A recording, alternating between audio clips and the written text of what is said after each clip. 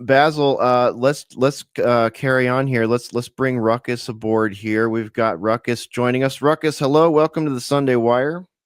Howdy, howdy, howdy. How's it going?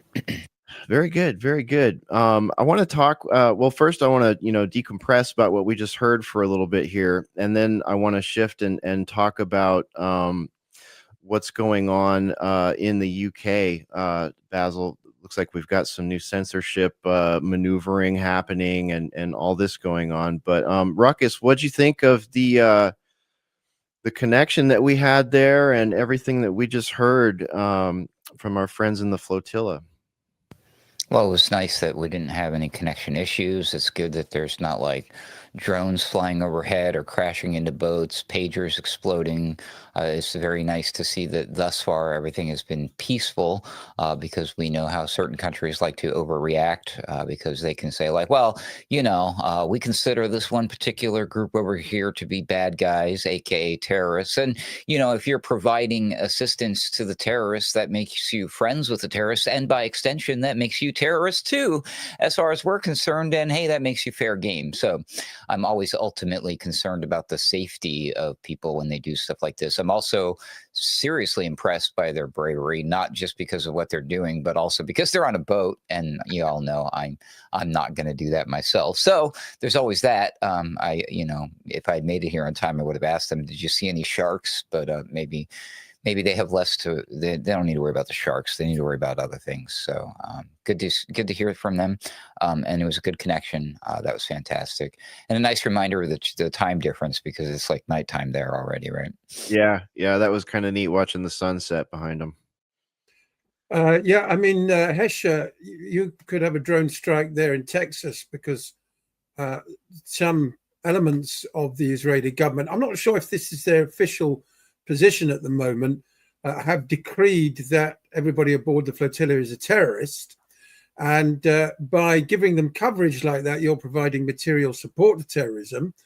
And that means you're fair game. You're a target yourself, So, I mean, considering Charlie Kirk was taken out for daring to question the events of October the 7th and ask, was there a stand down? Be surprised if you're still around next week, Hesha. For that matter, me too. I mean, yesterday, George Galloway, the leader of the Workers' Party of Britain, was detained on his way back into the UK at Gatwick Airport under the Terrorism Act. He's been a member of Parliament for about 15 or 20 years on and off, including as recently as last year. But that didn't make any difference. He's had his electronic devices stolen. And, we'll find out more details soon enough. I don't think he's made an official statement yet. But the idea is to put the frighteners on anybody opposing genocide and the Anglo-American Zionist empire and its plans for us. Simple as that, They love to use airports for this too, don't they? The airport is one of the best places to really mess up someone's day, to really, put some put a hitch in their giddy up when they're just trying to come back or leave to go somewhere. He was coming back from Moscow, wasn't he? I believe he was, yes. So, I mean, it might be that, in fact, I did see on X, somebody was speculating that it was his opposition to World War III that had landed him in particularly hot water at this time with the British government. I'd like to know who gave the order, because airport staff normally, they want a quiet life, let's get everybody through. And what's the time? My shift finishes in an hour. Let's all go home, So, somebody in the Home Office at the direction of a politician somewhere down the line has said, pull him and his wife out and steal their mobile phones and laptops. We want to put the frighteners on them. So who gave that order? That's the interesting question, because I shouldn't think it was purely operational at the airport.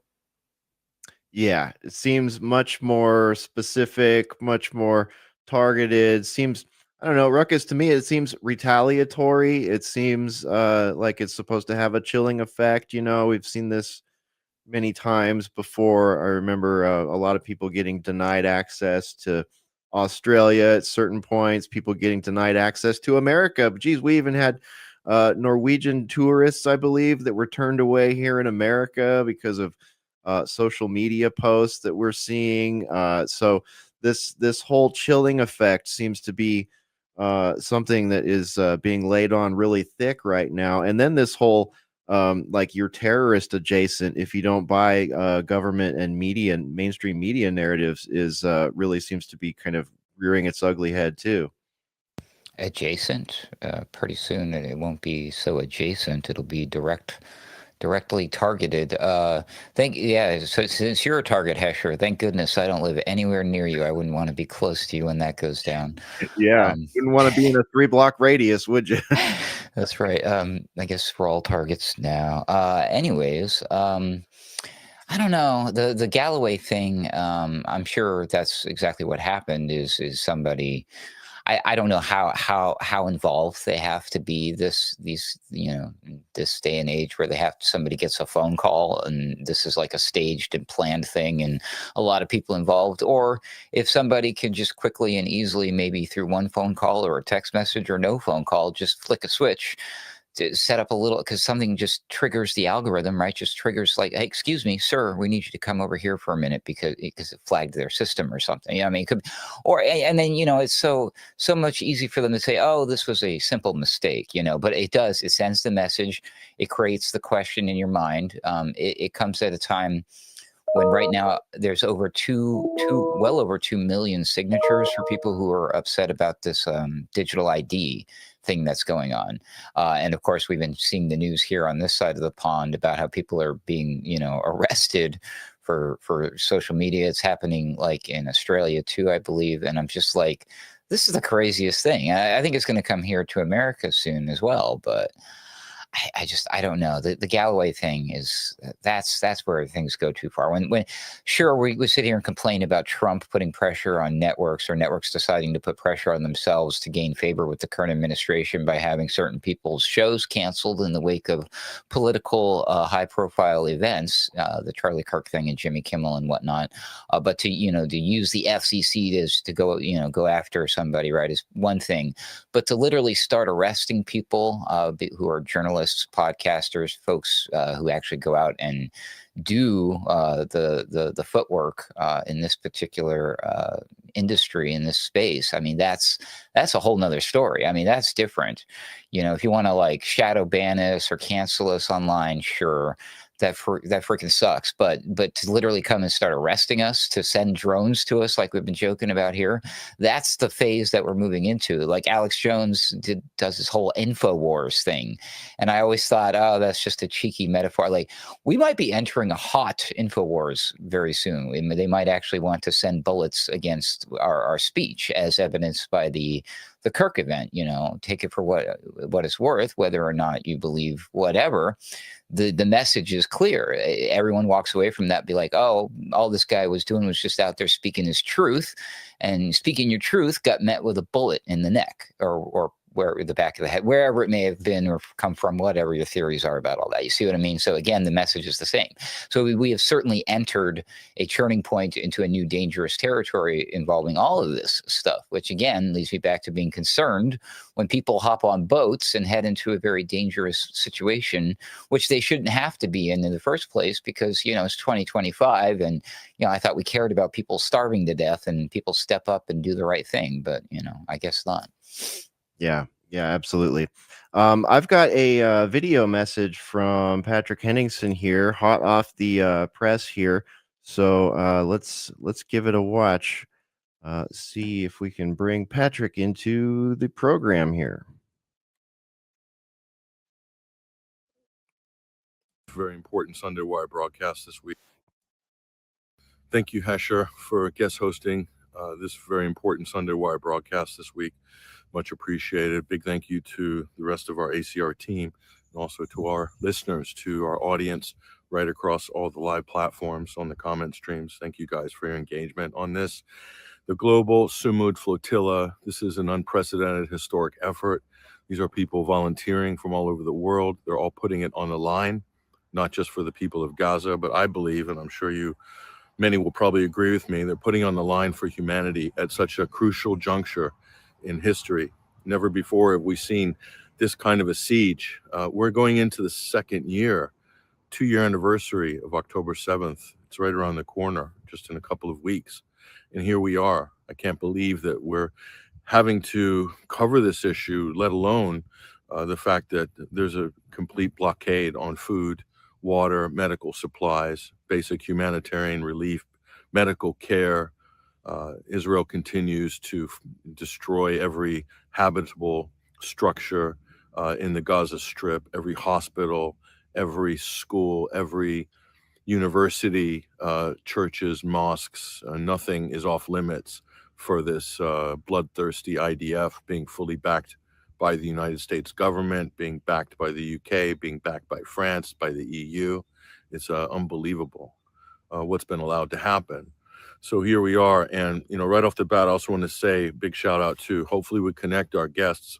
We've connected our guests, hopefully, from all the different boats. I want to give a big shout out to Iara Madarelli, who's also a special contributor for 21stCenturyWire.com. She's there on this ship as well, joining this effort, as well as Dr. Frank Romano and the Irish performing artist Tag Hickey as well. So the three, hopefully we've connected or are able to connect all three this week. But regardless of how we do on our remote connections, it's really important, I think, that people hear from the people involved in this flotilla directly.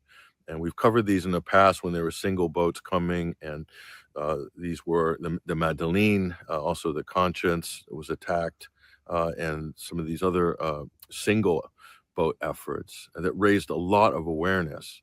Now, this is on a whole new scale, and we're hoping this is going to capture the imagination, or at least and the attention of the global community more widely, more the mainstream community. And I think it's happening. A lot of the mainstream media are now being forced to cover this. Major media outlets that have been basically carrying water for Israel for the last 2 years have been forced to cover the fact that these boats, including Frank's boat, Frank Romano's boat, which I believe is called the Spectre, was attacked by Israeli drones. I mean, in international waters on a humanitarian mission. So total violation of international law, maritime law, everything. Europe has nothing to say about it. The United States has nothing to say about it. Luckily, there are some mainstream media outlets. Even CNN covered it. Okay, so if you're in the mainstream and you're not covering this, well, shame on you, but par for the course, quite frankly. But this is unfortunately the dire state of affairs that's happening right now with this. So I don't know. I really, we're all praying for that everybody involved in this flotilla is going to be safe. We're praying that they're going to achieve their mission, which is to deliver humanitarian aid to the beleaguered surviving population in Gaza. We're praying for all of those things, and we hope that that's going to happen. We know that they're going to complete their mission one way or another. Of course, besides physically delivering the aid, which the people in Gaza are in dire need of, anything they can get, even fresh water. Besides that, it's really about raising awareness. And that's, I think it has to happen now. It's now or never. There's going to be no second chance here. We are witnessing one of the worst genocides. Maybe you could call it, many are calling it a Holocaust, but it's happening right in front of the world's eyes. It's happening in real time. Nobody can claim ignorance. Oh, I didn't know. Oh, it's not as bad as we thought it was. No, that's not going to be a suitable excuse. So my final word on this is we've been covering this from the beginning of the Gaza flotilla effort way back months ago. And we are just blown away by all the resources that have come together, all the different people that have come together to help each other, to donate, all sorts of great people with great skills and great personal qualities as human beings, special people. Many of them have come together in this effort. It just goes to show you what can be accomplished with quite frankly very little in terms of resources, but a lot of willpower, a lot of dedication, a lot of compassion, and all the best qualities of humanity, I think, are embodied in the Global Sumud Flotilla. And also, let me say, these are very brave people. These are people that, that quite frankly, are more afraid of what the situation that's been allowed to get out of control, that's been allowed to persist, this horrific situation in Gaza. The people on this flotilla are more afraid of what that means for humanity than they are even about their own personal safety. You see, they're willing to take that personal risk, and probably many more would have liked to join them but couldn't. But that shows you how important this is for everybody. This is not just isolated in the Gaza Strip. This is not an issue about Palestinians or Arabs in Gaza. Okay, this has ramifications regionally, internationally, and globally. What could happen as a result if this is allowed to continue, this type of lawlessness, this type of barbarism by Israel and those who are backing it, who are sponsoring it? What that means for the future of humanity is grave indeed. That's the important thing that people need to focus on. That's what's really, really important. Everybody keep that in the back of your mind.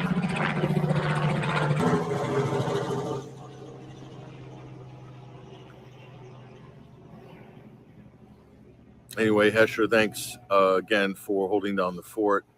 And thanks to all our guests if we're able to connect them, the team at ACR and everybody. And have a great rest of the show.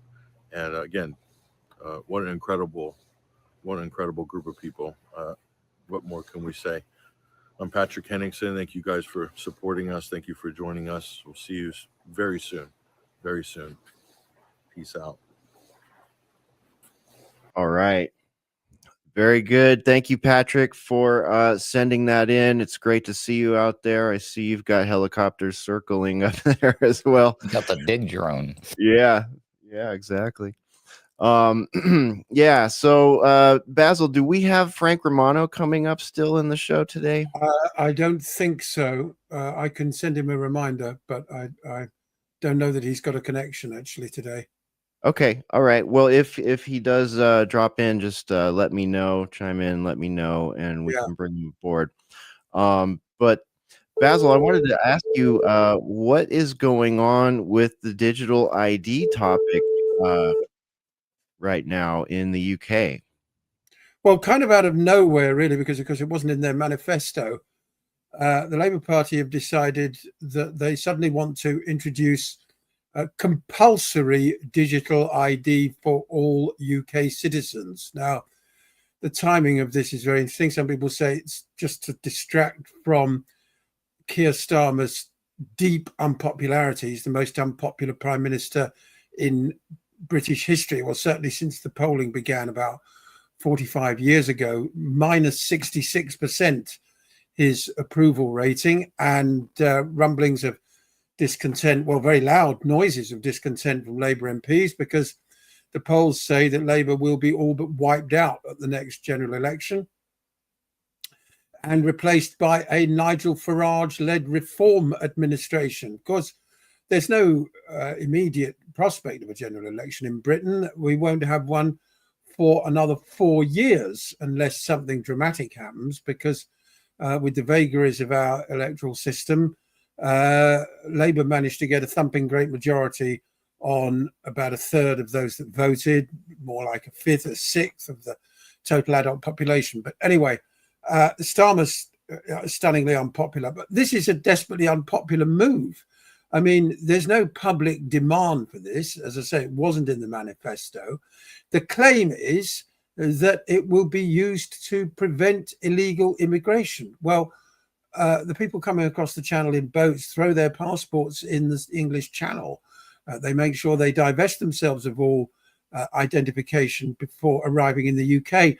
That's largely so that if they are deemed to come from a peaceful country like Albania or Turkey, where there's no real need to claim asylum, and they are therefore classified as economic migrants, then they can be processed and possibly deported much quicker than if they just say they don't speak English and claim to come from somewhere like Iraq or Afghanistan, and that they were persecuted or in mortal danger if they're repatriated. So Labour want to introduce these digital IDs, so they say, and force everyone to produce the digital ID on their smartphone in order to get a job. But of course, we all know that the digital ID will be inextricably linked to a new central bank digital currency, very likely to vaccine status, to incorporate health records, and of course, possibly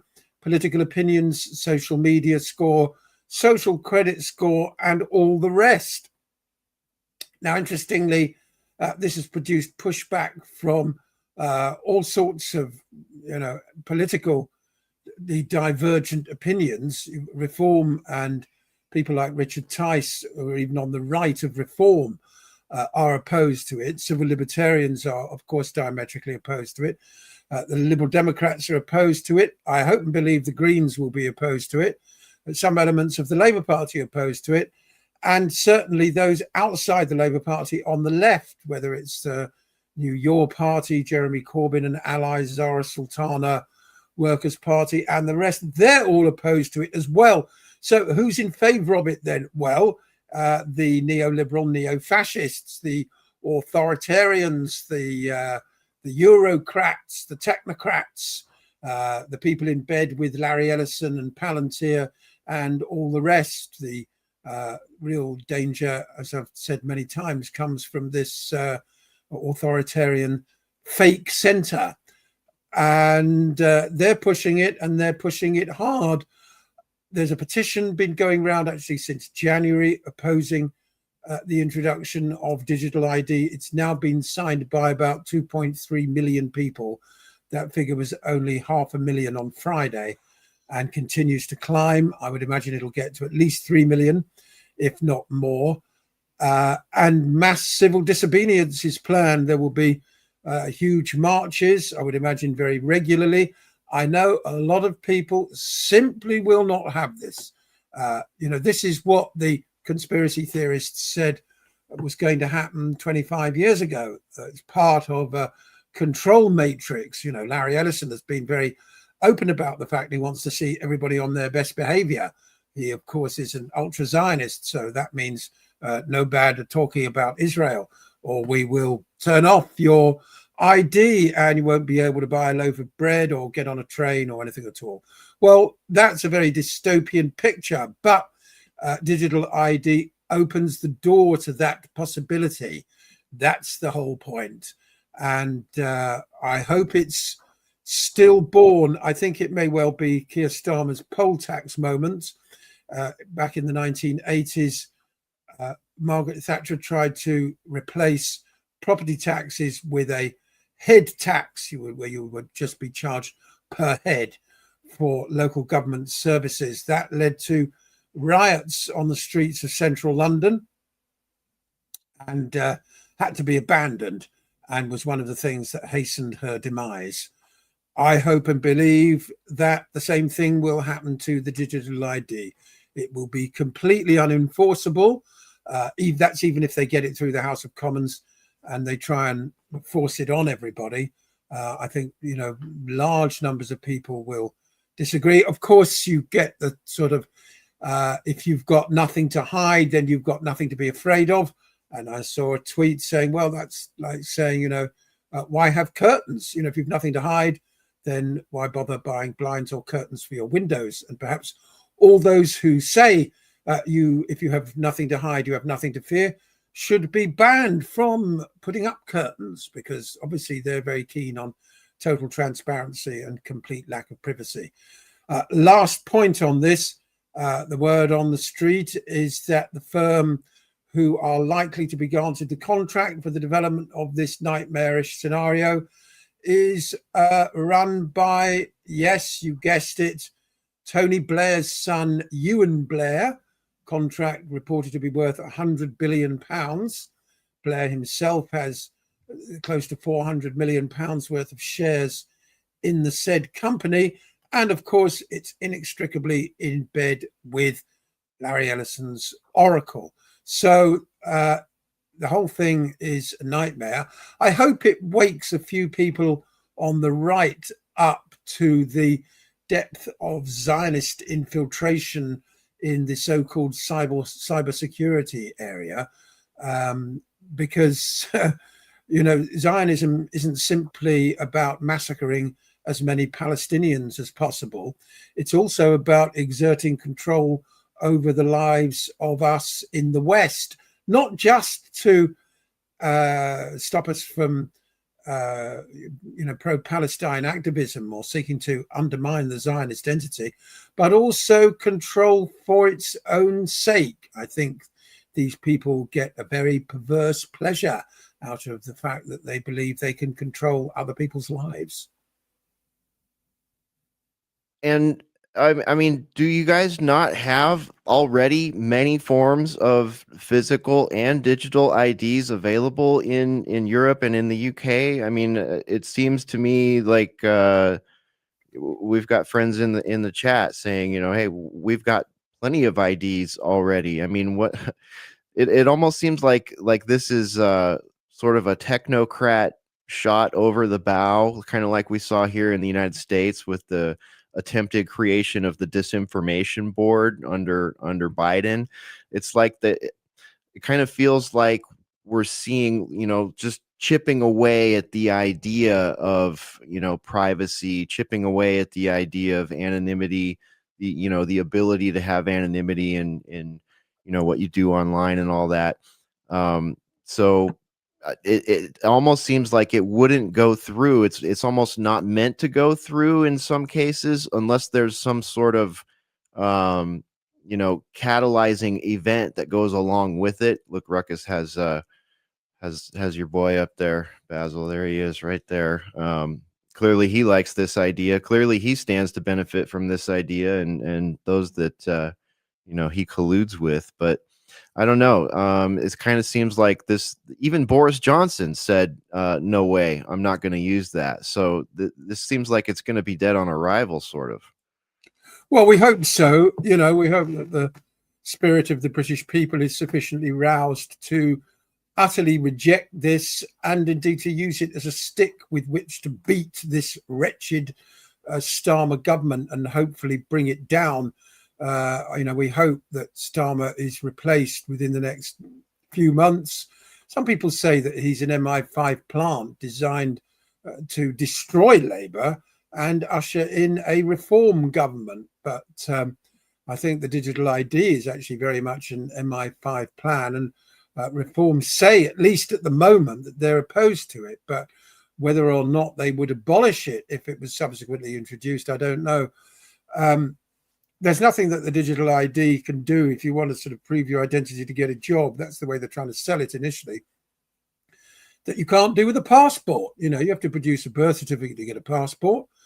And, if it's good enough to enter the United States, that fortress, then my goodness, it should be good enough to get you a job. So there's absolutely no need for it at all. Of course, a lot of older people don't have smartphones. They don't use smartphones. They don't want smartphones.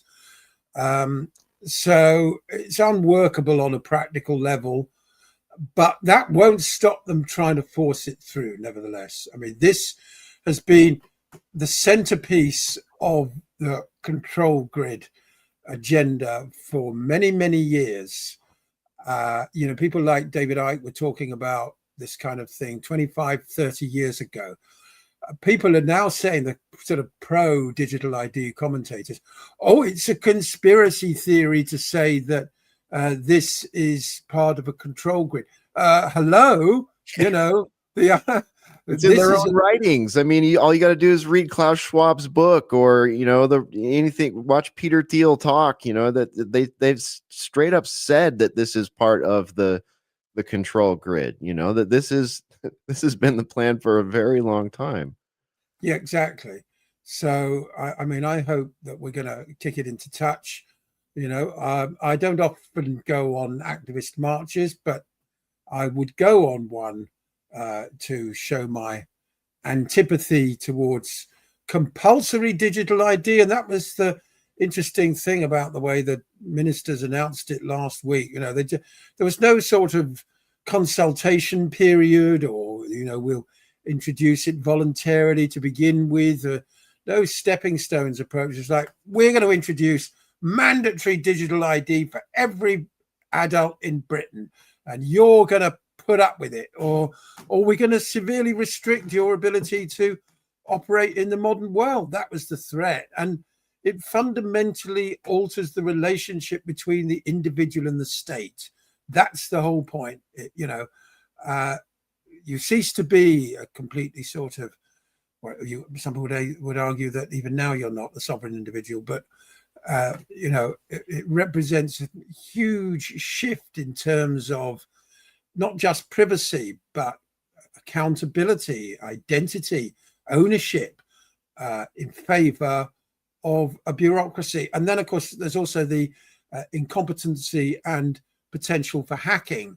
All sorts of databases with personal information held by commercial organizations are hacked on a regular basis. People are blackmailed about their personal information, or it's stolen by people wanting to use it for their own financial gain. So we're all very familiar with this, any number of examples. So what makes people think that a largely incompetent Home Office would be able to protect anybody's data any better than anyone else? But I personally don't want to rely on that argument. To me, that's sort of largely irrelevant. It's the philosophical arguments, if you like, that really need to be able to win this whole case on their own. Yeah, the most I would wager. I know I can speak for Ruckus because he just told me the other day he's had his data breached and got notified recently for something that wasn't even recent. It was like he just found out it was breached a long time ago. And the most egregious PII breach I've ever had, personally identifiable information, was done by the DA in California, the main state district attorney in California.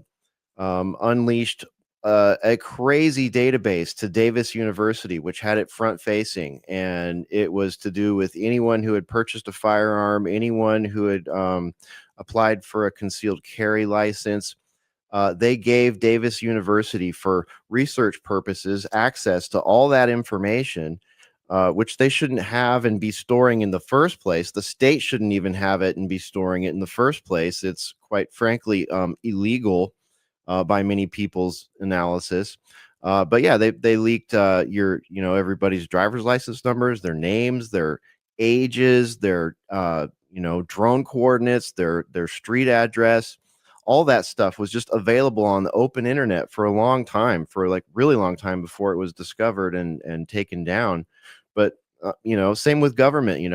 I've been in government databases in my old job and had those databases leaked. So this whole idea of, we're going to protect your data, but guess what? All your personally identifiable information, which could be used to steal your identity, crack into your accounts, it's all going to be maybe not in one place. It might be not technically or correct to say it's all in one place, but when it's all connected to that primary key in a series of databases, it may as well all be in one place as far as a hacker is concerned. Ruckus, what's your take on this, man? We've talked a lot over the years about, I think Dustin Stockton elucidated it real well when we met with him last time, the three legs of the stool of technocracy: universal basic income, digital IDs, and central banking digital currencies. And once those are in place, we all know what happens next. I hope we all know what happens next, because that's when you start looking into,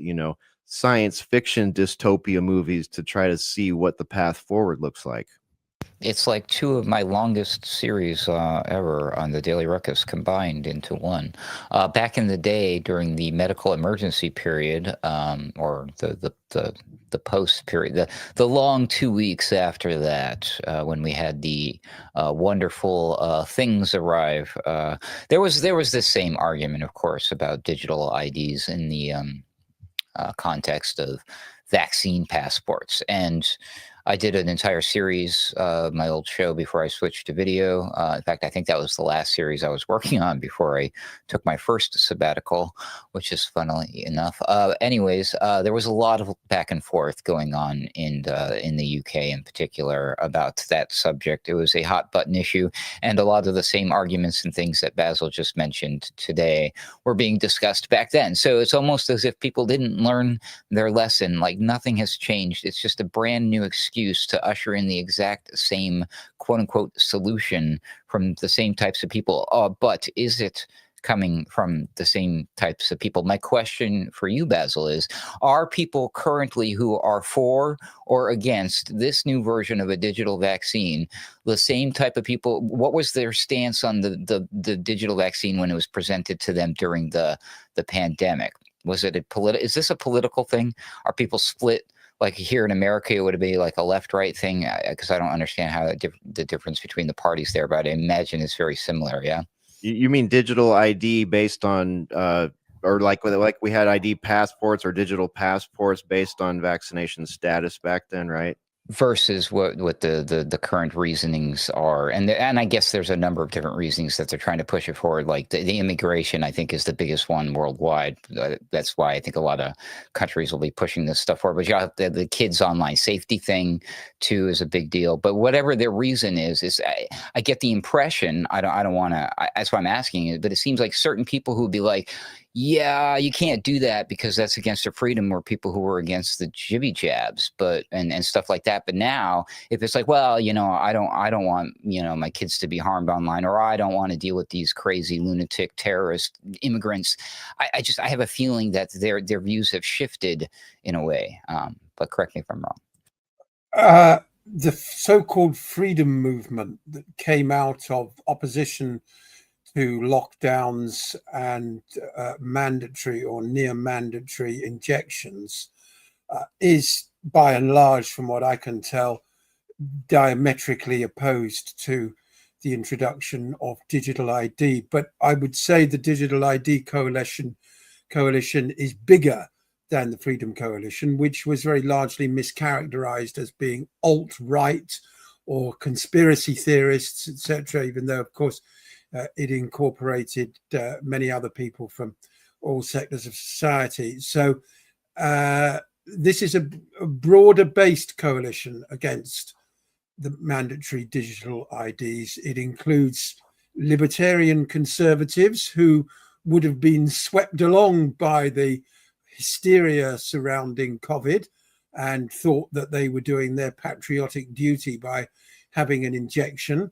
But they don't regard it as their patriotic duty to have a digital ID because there isn't the same societal requirement for it. And the same applies to many centrists and many on the left as well. Of course, strangely, well, not strangely or whatever, but very largely the so-called left of centre in British politics, with a few notable exceptions, we're all in favor of the injections.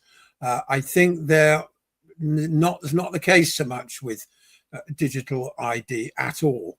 So, that's why I'm optimistic that this can be defeated, because there isn't really, other than this sort of, as I say, the sort of von der Leyen, Larry Ellison, technocrat, authoritarian, neoliberal, neocon, actual fascist, fake centrists. I think you know who I'm talking about there. Other than them and their amplifiers in the corporate media, nobody else in Britain is really interested in this. The dreadful Zionist leader of the Conservative Party, Kemi Badenoch, hasn't committed one way or another. Former leader of the Conservative Party, William Hague, has come out in favour, but many other noteworthy Conservatives have come out against.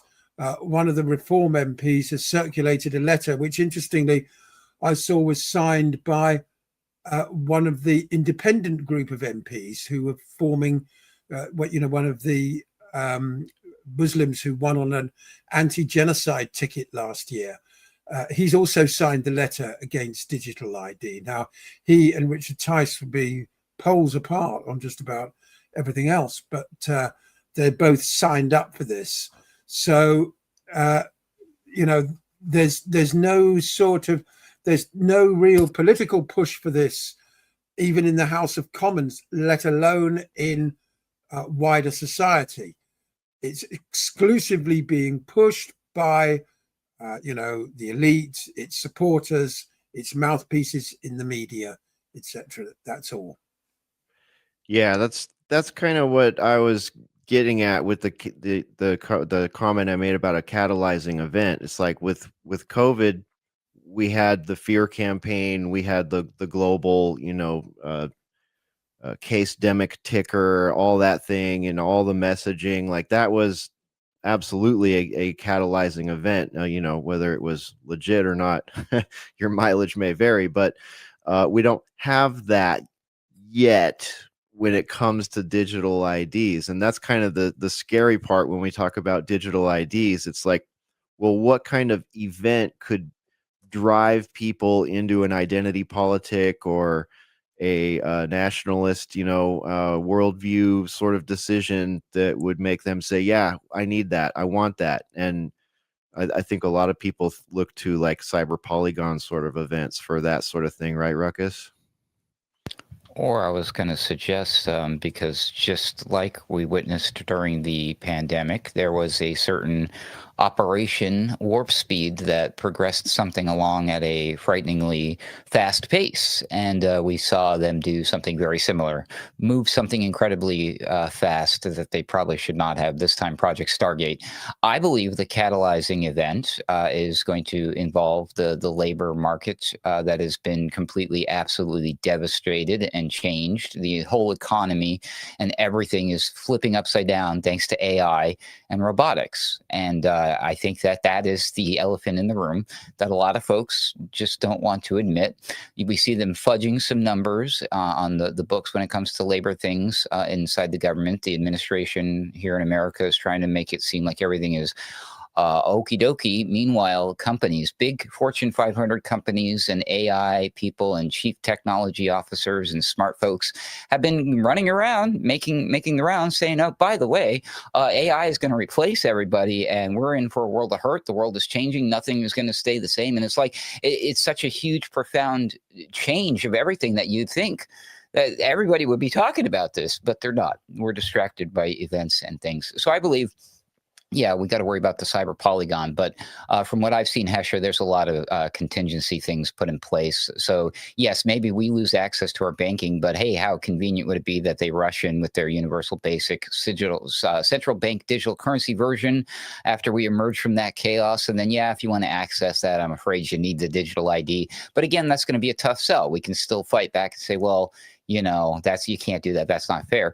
But what's the catalyzing event is like, well, what if we just instead, everything sucks and we're not going to force you to do this, but similar to how they did it with the jibby jab thing is, hey, if you want access, if you want to go to the concert, if you want to go out to dinner, if you want to get on a plane and go to vacation, if you want to have a job and enter the workforce, then yes, you must have this digital ID. And I guess technically they could do that, right? I mean, at the end of the day, wouldn't it be the company that's asked, like, if you want to work here, we need to see your ID, right? They did this kind of shit during the pandemic, that's all I'm saying.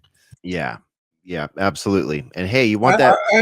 One of the very few politicians in Britain to take a principled stance over COVID was Andrew Bridgen, who lost his seat last year.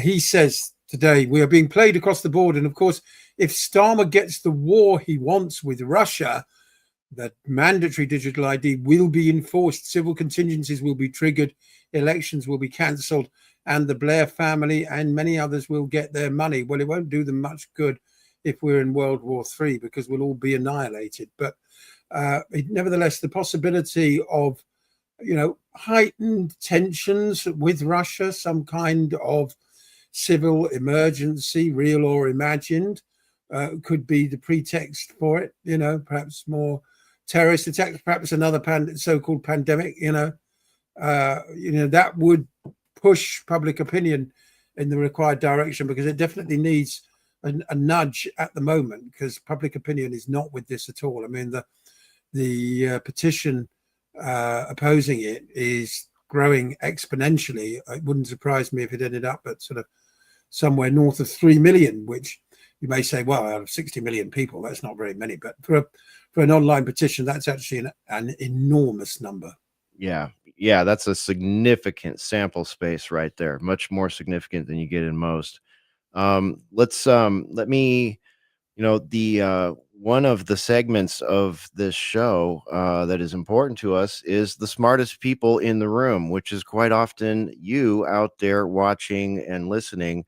A couple comments I wanted to highlight here. Chief Wiggum, what's up? Says they want to enslave people and countries. No wonder they lend fake money in interest. Yeah, and just imagine where that goes under this new paradigm. I mean, we basically would have, it's not like we have much transparency now about all the black bag money and political money and all that stuff being shuffled around. But just imagine it, that situation under this new paradigm of, central banking, digital currency, digital IDs.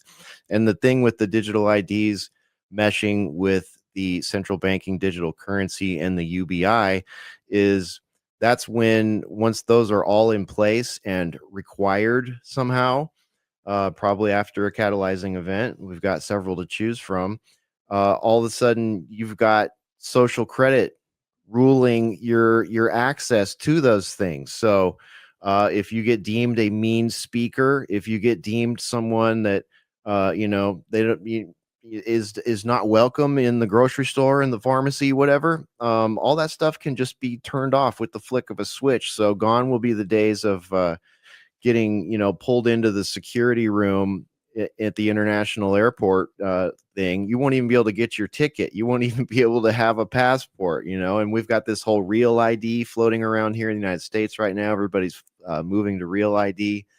And, a lot of people question that, like, what does real ID actually turn into? Is it sort of a front for, front loading this sort of societal change? I don't know.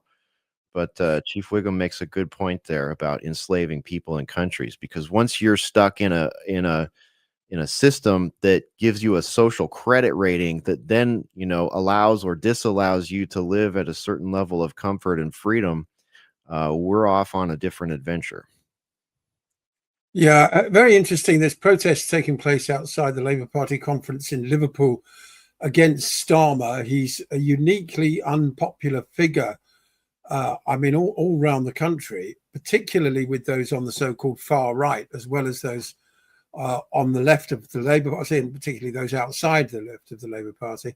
The George Galloway, Zara Sultana, Jeremy Corbyn faction is very unpopular with them. I mean, he's, as I say, minus 66, but he's particularly hated in a way I don't remember since probably, Blair was hated, don't get me wrong. They're all hated one way or another. But he's hated more than anybody I can remember since Margaret Thatcher was hated for, her role in crushing the miners' strike and decimating British industry in the early 1980s. He's hated by rural communities for his introducing this inheritance tax on farms. That means a lot of family farms will have to be sold when the current generation dies. He's particularly hated amongst this sort of nascent patriotic flag-wearing movement. And interestingly enough, they've been carrying banners today outside the Labour Party conference saying no to digital ID, alongside the Cross of St. George, the red cross on the white background, which has been been interpreted as a far-right symbol. Now, Starmer's been very keen to portray those people as fascists, and that this is one of the central messages of his conference speech, that he's in a battle for the soul of Britain, and he wants to unify people and not be divisive, and they're fascists and they stand up. But he's the one introducing the fascist policies. So it's I've been sort of expecting this kind of ironic dichotomy, this kind of paradox for some time, really, and current events really bring it into very sharp focus. Yeah, absolutely. Now, here's another comment I wanted to throw up here. Thank you, Juliana. Juliana says, has anyone mentioned the UN Pact for the Future that was agreed upon last week by 193 nations? It includes digital ID. How about that? So that's pretty interesting. I have not read up on that. I saw some posts about it happening, but I haven't looked at the details there. Thank you, Juliana. Isn't that interesting timing, Ruckus? Interesting or obvious? Ominous, perhaps? Yeah, Ominous. come on. I would think by now that the viewers of this show understand that the United Nations has plans and agendas and years and dates associated with them, and that, yes, the world leaders do get together and do basically, practically, for all intents and purposes, secretly agree to these different types of things. Sometimes they do these types of things out in the open. Everybody can find it online, hear the speeches, read it on, learn about it. But unless they project it to the entire world and blast it on your social media feed and repeat it over and over again for 24 hours, nobody knows. And, so yes, they can just then go to their own countries, implement this stuff and act as if they came up with this all by them, little lonesomes, like, oh, he's such a smart dude. I would have never thought of doing that. That's great. Oh, shoot, look at that. This guy over here in this country is doing the exact same thing. Weird. It's just coincidence that they just met like weeks prior and agreed to do these exact same things together at the same time by putting their names and pen to paper. Just coincidence, though, I'm sure. It's a conspiracy theory or something, Hesher. Mm-hmm. Yeah, right. Well, it certainly is a good barometer, for those globalist oriented nations that want to take on UN deals like this. To say, oh, we're going to roll it out, we're going to propose it. That's a great way to kind of test the public and see how it's going to be responded to. Ultimately, none of these government organizations, bodies would hold. I don't think legally there is grounds, because countries have their constitutions and whatnot. So I mean, I think that there's a long road ahead for them, unless, again, a major catalyzing event and they have certain systems put in place that makes it easier for them to maintain hold of their control, which they appear to be losing rapidly. So it's almost as if they need to accelerate and amplify the agendas. Oh yeah, that's probably what's going on. It's never something that we expect. It's never something we can sit here and think about and game theory out, right? Even if we asked AI or used a magic 8-ball or spoke to somebody who crossed over to the other side using a psychic and a Ouija board or whatever. Elon Musk is usually right when he says that it's usually whatever the most entertaining outcome is. So I believe maybe the catalyzing event that's going to bring the entire world together on this technocratic grid surveillance with the digital IDs and all that fun stuff, the bells and the whistles, aliens. It's got to be aliens. There's always that card. There is always that card. I mean, from outer space, not from another country, of course. Well, we got both those cards, actually. We could see both of those ones whipped out. Your green card would have a different meaning, right? Yeah, little green card.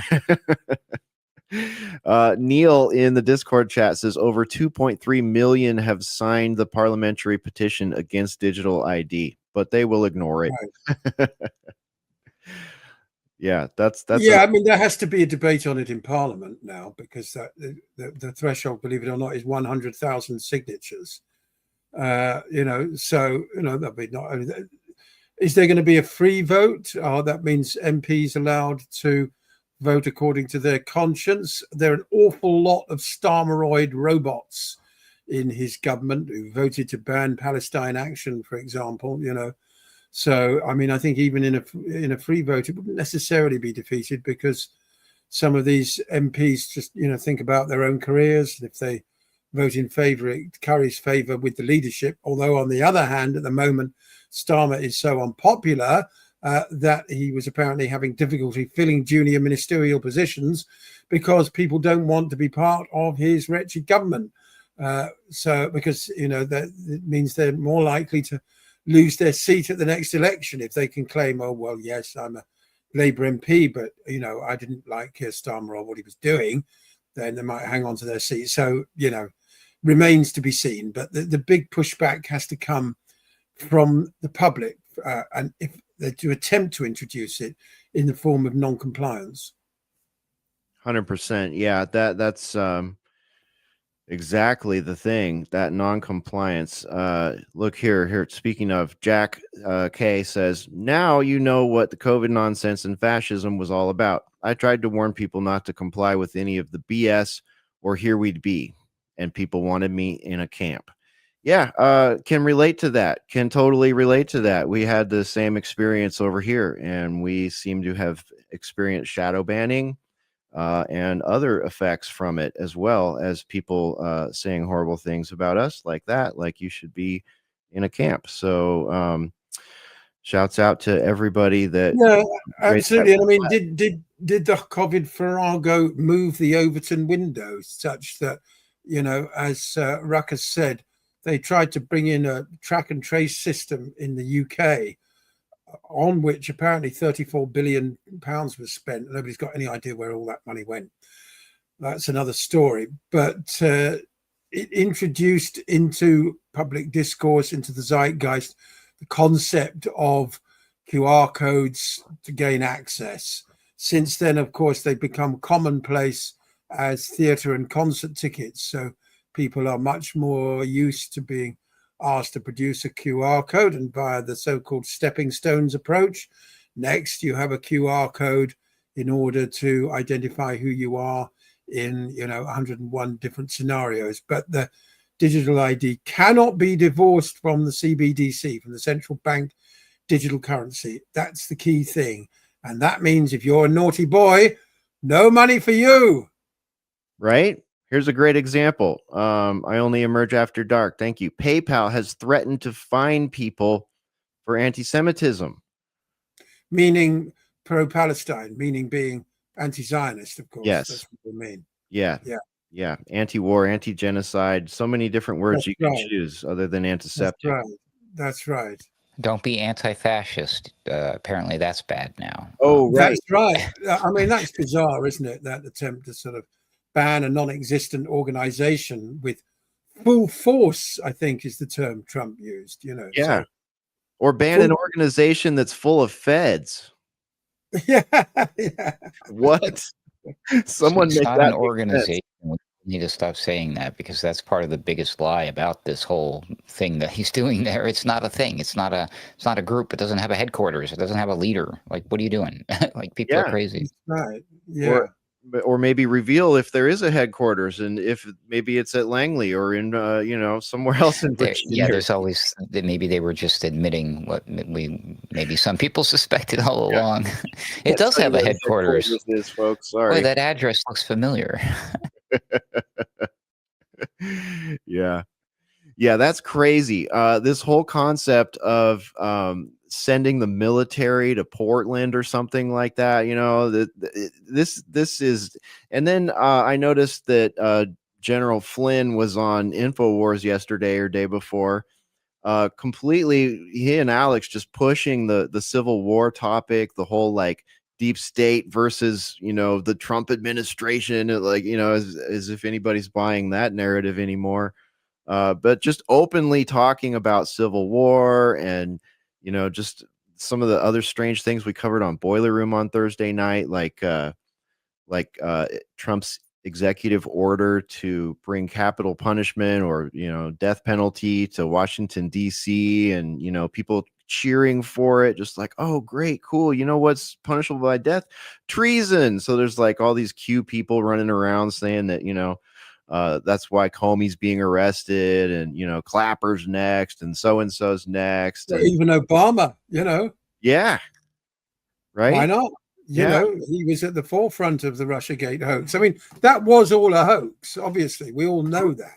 And I think it's fair enough that people who actively subverted democracy in that way should be brought to justice, should they not? I mean, do you not agree, guys? On both sides, it would be great stride to pick people on both sides of the aisle that have been engaged in that for not just for that election, but for multiple elections. That would talk about a chilling effect where a chilling effect deserves to be. Yeah. I just think a lot of people are so black-pilled at this point that they don't, it's hard to buy. It's a hard narrative to buy at this point, especially with so many other narratives just falling apart around everybody right now. I mean, my goodness, like people just don't believe anything that the government and the mass media say anymore. No, and rightly so. But that's, of course, what von der Leyen was talking about. I don't know if you saw that. She made a speech to the European Parliament last week, decry, and the Guardian have been on about it again today. They want to try and lump in any kind of dissent and disagreement with corporate media narratives as conspiracy theorist, and I've no doubt opposition to digital ID will be similarly misrepresented as wrong think in some way. I noticed a big Guardian piece about that today, and as I say, von der Leyen was on about it last week in the European Parliament. Distrust of government and institutions is basically what will land you in trouble. If you think the government is lying, then you are, not just a dissident, but you're dangerous. You're a danger to others, and therefore you must be silenced. Yeah. At a time when faith in institutions is at an all-time low, to me, that is one of just the most sickest ironies of this whole thing. It's like people's trust and faith in institutions at this point have probably never been lower. And that just means that this is going to be a melee when it comes right down to it. Well, we've been discussing this, Hesher, that the solution is some other outside third party, i.e. they want to switch everybody to the AI government model, right? So, I mean, and an AI media model, which is exactly what and even what von der Leyen said. I mean, what's the solution to all of these problems? Well, we just hand everything over to well, hey, this is I guess the AI would have the impression of not choosing a side. It would be like, well, I'm actually neutral, but are you really? Because you were trained on data coming from a society that is certainly split in many million different directions. It's a false paradigm narrative. It's not real. How is AI? I mean, like, we watch the Star Trek stuff, right? And you see, like, they just say computer and they just ask for a question and they get an answer. There's no like, well, this guy says it's that and this guy says it's that. And then now you need to put the two things together and figure it out for yourself and do critical thinking. Instead, you're just given the answer. You accept that as the truth. And now the state, the government, has become your ultimate source of truth. And that's what they're moving us towards. And that's not freedom. That is anything but. I don't know. I mean, obviously that's technocracy. It's all those things. It's everything rolled into one. And I was watching this clip. I think it was when I was on Weaponized News. Shout out to Sam Chaney and Weaponized News. Just on Friday, he played a clip of this tech guy at some speech or whatever, and he was talking about, or he was a corporate guy. He owns something. He's a CEO. He was saying how, like, in the very near future, it's going to be considered weird to think. And what he was talking about is that, well, yeah, no, this is, and I was like, oh my God, this is crazy. But he's right, because we've offloaded so much of our thinking process to the AI, to the chatbots, what the students are doing right now. Like, in a very near future, it's like I could be sitting in a room with somebody and I could have like a look on my face and somebody might ask me, what are you doing? And I might say, well, I was just thinking. It'd be like, whoa, what are you thinking, you weirdo? What was that? Like, we are entering a society where people literally don't think for themselves. And what the hell does that look like? I don't want to know, but I bet you anything Tony Blair wants to know, Peter Thiel wants to know, Obama wants to know, Trump wants to know, Keir Starmer wants to know. They all want to know. Netanyahu definitely wants to know too. You know what I'm saying? So I think, again, this is the bigger elephant in the room, the technocracy. They seem like they do know something we don't know. Otherwise, why would so much energy, literal energy, be going into it? There's the literal energy, there's the financial energy, there's the software energy, there's the human energy, the machine power. There's a lot of groundswell, political, financial, technological, going into what we're seeing right now. And they've been discussing it as one of their talking points at Davos and at Bilderberg and in CFR. It's been discussed for many years now. Many years. It's been a top talking point, and it always seems to have those Chatham House rules wrapped around it, where, well, we're just talking here. We're just talking. We talked about some stuff. I don't remember. I can't say who brought it to the floor. That whole elusive Chatham House rule thing going on almost behind it. I've got a headline here I want to show you guys, and I also have a couple video clips from Dr. Frank Romano, who is unable to join us today, but has submitted a couple video clips that I want to share with you guys. But before I switch gears here, anything further you want to say about the digital IDs and all of this? No, I think we pretty much covered it. Big protests outside the Labour Party conference about it in England, and that's just the start. So if they think they're going to get this through in the UK easily, they've got another thing coming. Yeah, not this time around, guys. It doesn't sound like it. This is a headline that's going to cause a reaction, I'm sure. Trump backs plan to make ex-UK PM Tony Blair interim administrator of Gaza. I'm just going to leave that at the headline level there for you. But Basil, what's your immediate take on that? Well, I mean, it's absolutely nightmarish, isn't it? I mean, he was the so-called special envoy to the Middle East, part of a sort of tripartite US, UK, European Union non-existent peace effort. Basically, he's very close to Netanyahu. That's why he's being touted.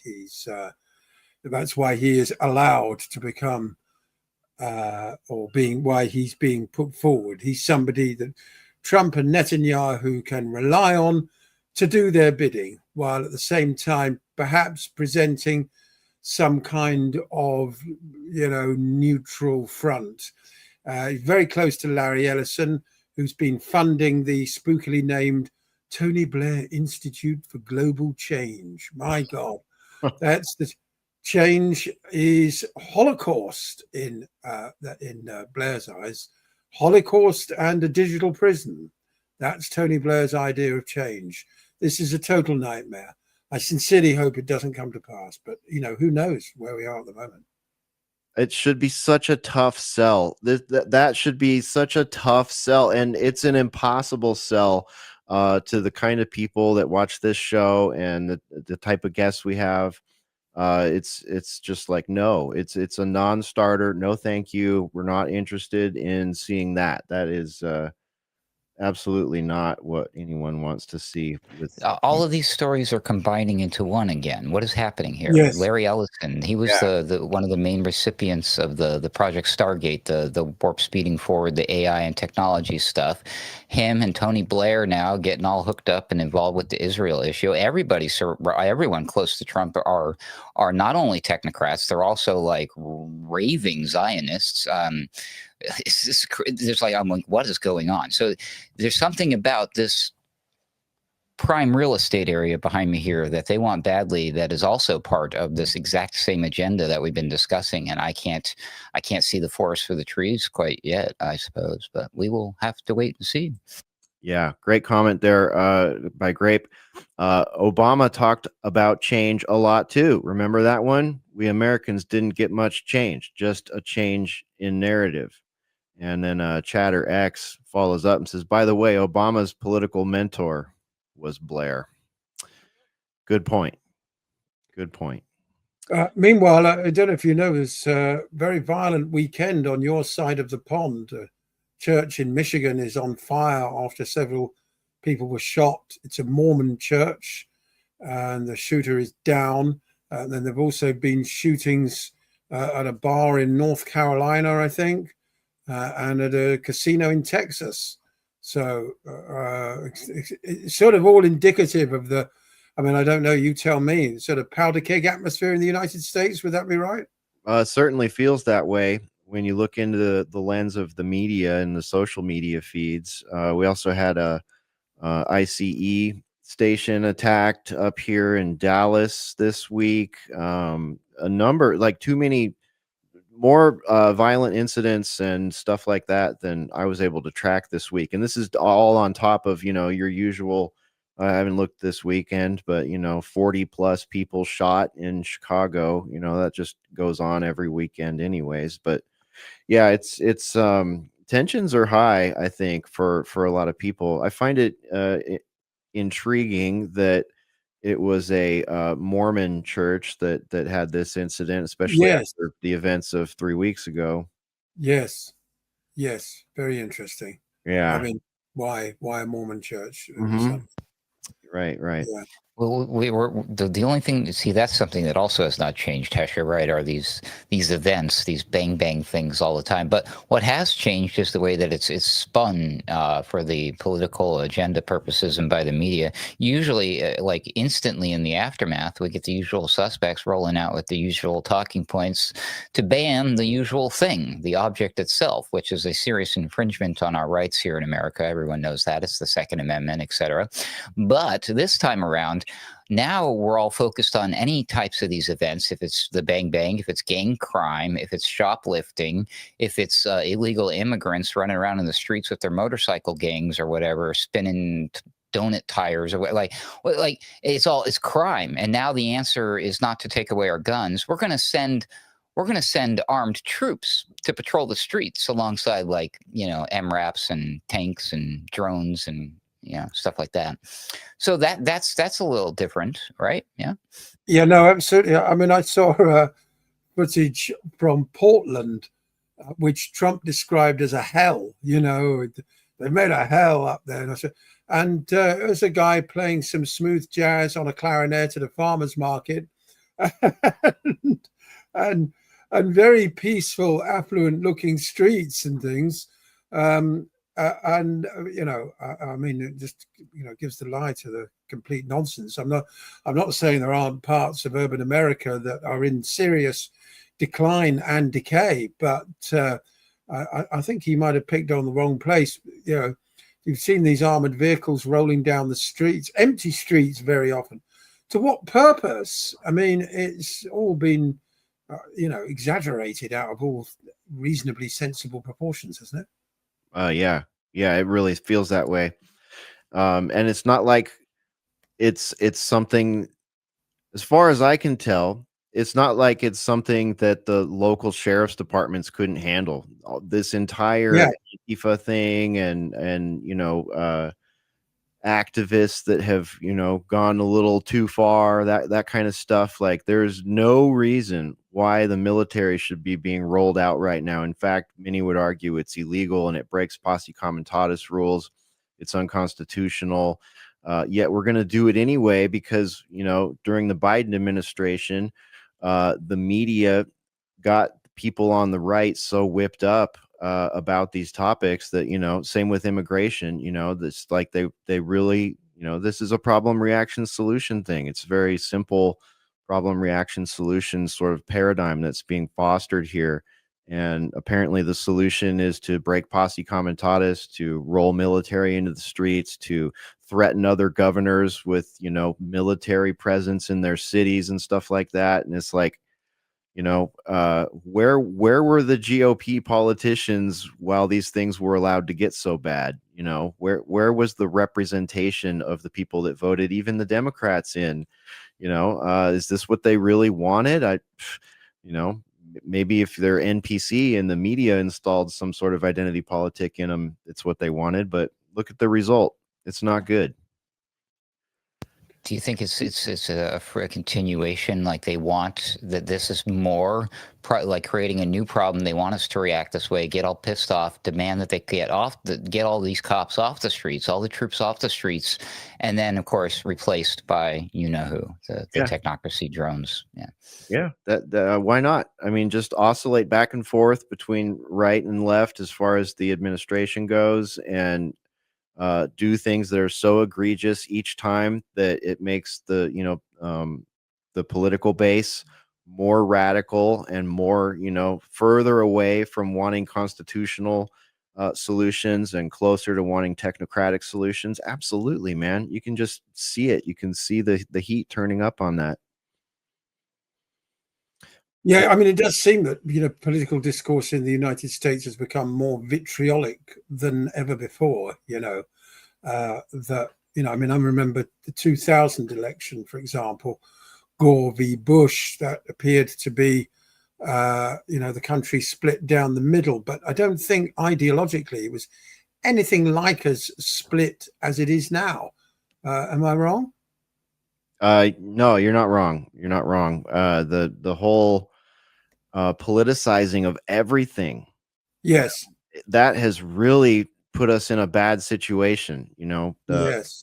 Like we called Boiler Room a week or two ago. They got us right where they want us, at each other's throats, and we're at each other's throats over identity politics, worldview. Yeah, that that was a sort of an injection of sort of automatic hostility between groups, wasn't it? It was a sort of like, right, okay, you're now one of us. That means you have to hate them, and we hate you, and all the rest of it. Quite apart from other political concerns, identity politics introduced a whole new strata to political discourse, which simply didn't exist before, and which does very little other than set people against each other on the basis of real or assumed identity. Yeah, exactly. All right. Well, I think we'll leave it there, Ruckus, unless there's anything big we've forgotten. We didn't talk about the Charlie Kirk thing, but I really don't think at this point. Well, I necessary. don't think we need to discuss it here because I think Patrick might want to weigh in on this one. But Netanyahu certainly embarrassed himself at the United Nations. I'm sure everybody is already aware of it. So I thought it would be remiss if we didn't at least point that out. But yeah, don't drone me, bro. Yeah, I'm glad you brought that up, because that footage is very illuminating as far as public opinion at this point, even international opinion. And then there was also that crazy stuff with him, talking about his new influencer base and all this stuff. I mean, there's a lot going on in the background, but I'm really glad you're able to be here with us today, Ruckus, as we covered this, which is the most important story as far as we're concerned this weekend. And big thanks to our guests and to Basil and to you out there for joining us and dropping all your comments. I tried to get as many of them up on the screen as I could, but they're coming hot and heavy today. So if you're watching this on the stream, you may want to go back and read the comments, watch it again, share it around. We really want to get these messages out this weekend. So Ruckus, thanks for everything that you do here at Alternate Current Radio and 21st Century Wire. And what do you got going this week? Make sure to give shouts out to where people can find you this week. You'll find me in the Bahamas. After that, I'll be at Jamaica, and then New York City. No, I'm just kidding. I don't know. I'm just going to do my normal thing. So next week, you'll find me at Weaponized News, co-hosting with Sam Cheney. I don't know what day that is. Maybe Monday, probably Wednesday. Definitely on Thursday, you'll find me with this bearded dude for the Boiler Room, alongside some of our friends and colleagues and fellow, thought criminals, soon to be droned. But yeah, that's what I'm working on. I'm not doing Daily Ruckus currently. I got Word Slinger stuff going on, pretty hot and heavy right now. That's my my business that I'm doing. So if you're out there and you need help with a website or graphic design, some content writing, if you're curious how you as a solopreneur or a small business owner can incorporate some of the amazing technology that I sit here and complain about on air, I can help you do that. But that's what I do. I go by the word slinger. So that's what I'm focusing on right now when you don't see me on air. But yeah, definitely check me out on Weaponized News. Check me out on the Boiler Room.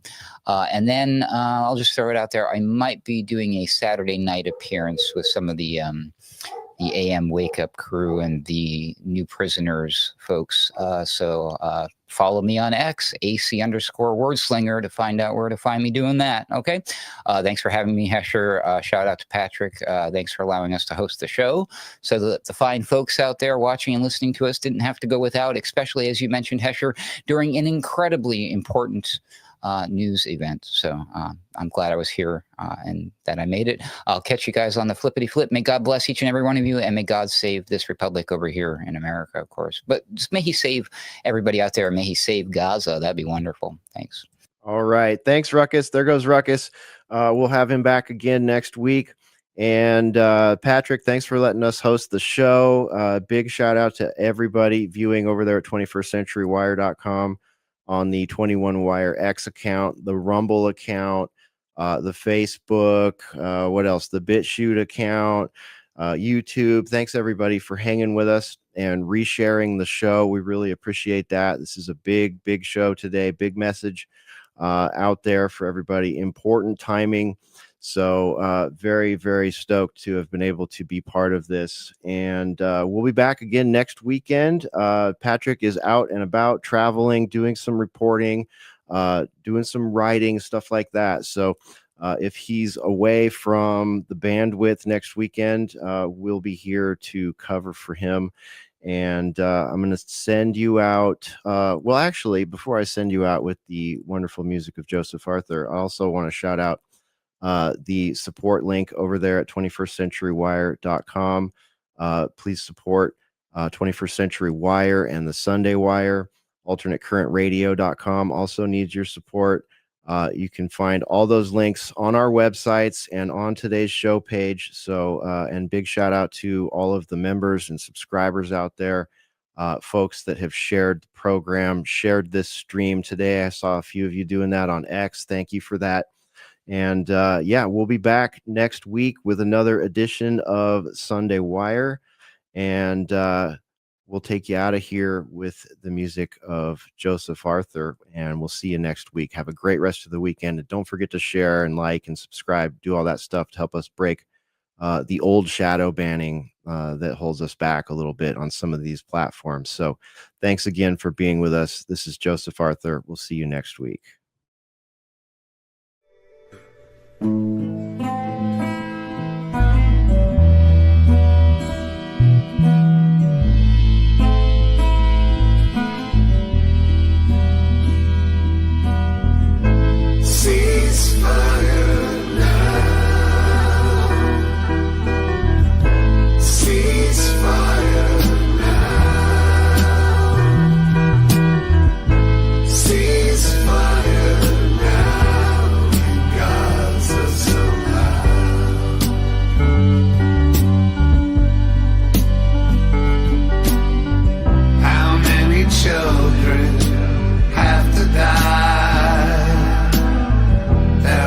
Sides when their mothers cry,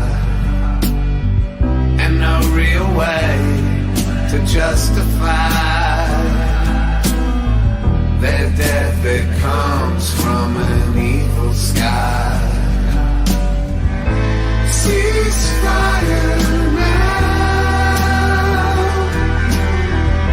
Ceasefire now.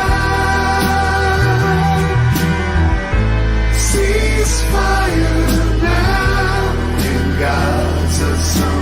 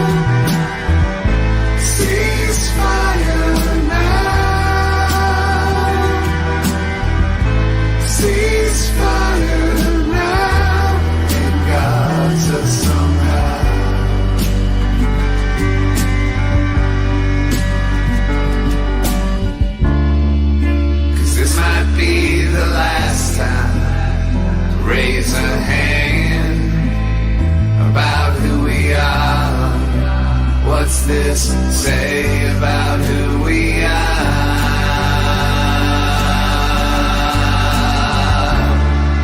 'Cause this might be the last time to raise a hand about who we are.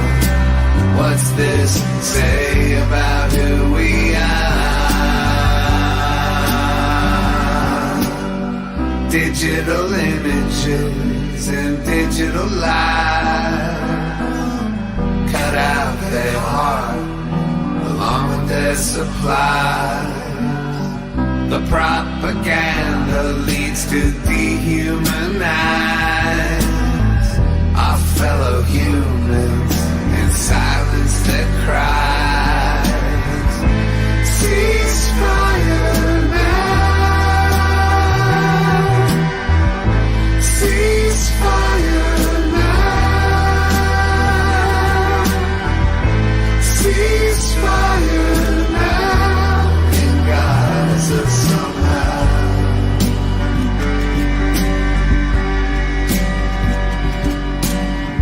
Without equality, there will always be war. We have all the history to see how it's happened before. Travel as equals, equality for all, or else mankind will surely fall. Ceasefire now. Ceasefire now. Ceasefire now in Gaza somehow.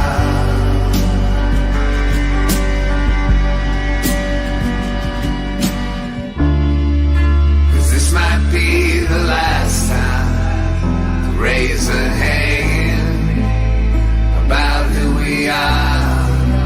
What's this say